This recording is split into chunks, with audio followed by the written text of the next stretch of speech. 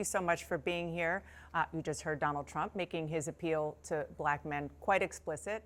Your friend, Congresswoman Debbie Dingell, who you campaigned with in Michigan, says that the message she's hearing from black men is, quote, Democrats take us for granted. Donald Trump talks to us directly.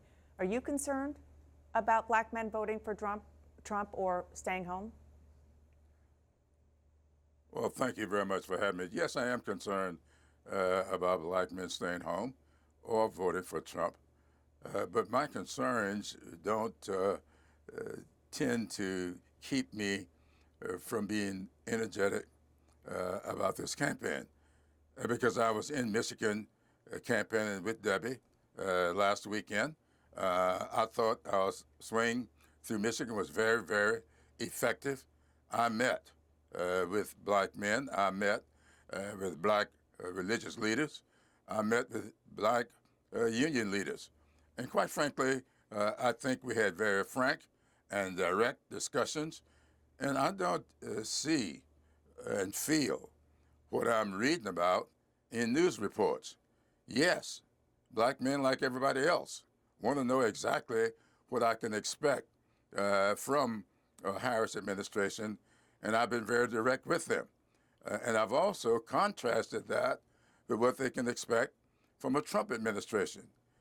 We will expect Project 2025 to be a full-blown policy in his administration. And what would that policy be? I described it on the first night of our national convention, and I've been describing it that way ever since. It will be Jim Crow 2.0. Now, you know, I'm the 9th African-American to serve in Congress from South Carolina. That means there were 8 before me. The problem is there were 95 years between number 8 and number 9.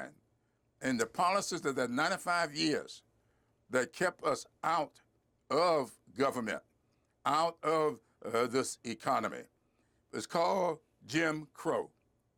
And if you look at Project 2025, it will be Jim Crow 2.0. And I am amazed at the number of people who actually are interested in contrasting that. And I think that we had a lot of success up in Michigan being able to explain that. So when you were in Michigan, you said that first you started your answer by saying you are concerned. What did you hear that makes you concerned?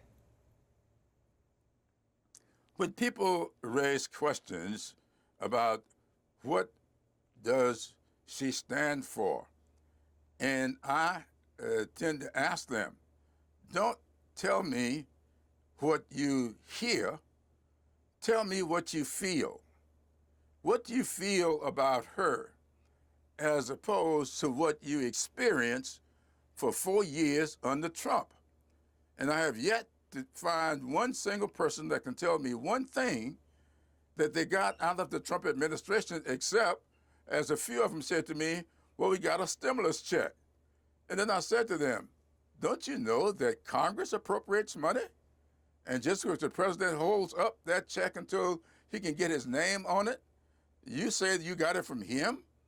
When it was a Democratic-controlled House of Representatives and that passed that bill and made those checks available.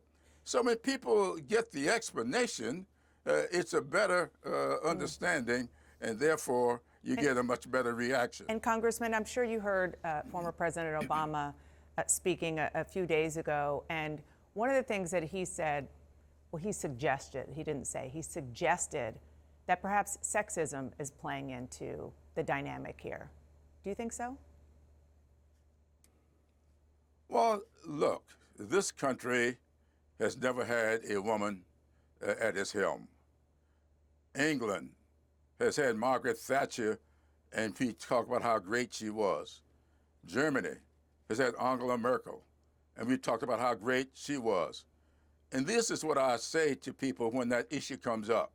Let's compare what women have done in European countries.